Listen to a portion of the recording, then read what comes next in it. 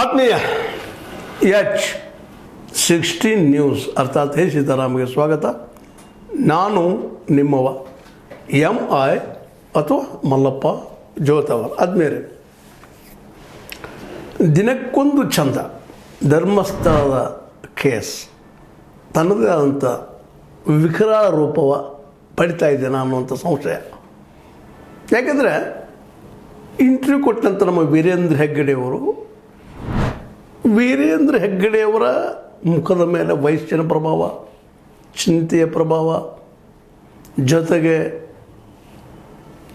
ತಾನು ಮಾಡಿದ್ದು ಸರಿ ಇದೆ ಅನ್ನುವಂಥ ಮನೋಸ್ಥಿತಿ, ತಪ್ಪು ಮಾಡಿದ ಅಥವಾ ಮಾಡಿಸಿದ ಯಾವುದೇ ಛಾಯೆ ಕಾಣದೆ ಯಾಕಪ್ಪ ಇವರು ನಮ್ಮ ಜೊತೆಗೆ ಈರ್ಷ್ಯೆ ಸಾಧಿಸ್ತಾ ಇದ್ದಾರೆ, ವೈರತ್ವ ಸಾಧಿಸ್ತಾ ಇದ್ದಾರೆ ಅನ್ನುವಂಥ ಮಾತುಗಳು ನೋಡಿದಾಗ ಮತ್ತು ತಮ್ಮನ್ನು ತಾವು ತುಮಕೂರಿನ ಶ್ರೀಗಳ ಜೊತೆಗೆ ಹೋಲಿಸಿಕೊಂಡು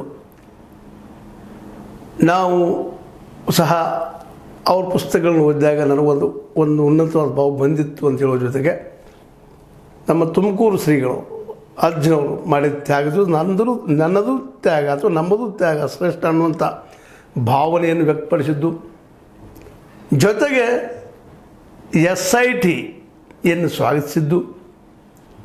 ಆದರೆ SITಯನ್ನು ಸ್ವಾಗತಿಸೋದ್ರ ಜೊತೆಗೆ ತಪ್ಪಿತಸ್ಥರು ಸಿಗ್ತಾರೆ ಅನ್ನುವಂಥ ಮಾತು ಹೇಳ್ತಾ ಇದೆಲ್ಲ ಮಾಡಿದ ಅನ್ಯಾಯಕೋರರಿಗೆ ಶಿಕ್ಷೆ ಆಗಲಿ ಅನ್ನುವಂಥ ಮಾತು ಬಾರದೆ ಹೋದದ್ದು. ಇವುಗಳೆಲ್ಲ ಗಮನಿಸಿದಾಗ ವೀರೇಂದ್ರ ಹೆಗ್ಗಡೆಯವರು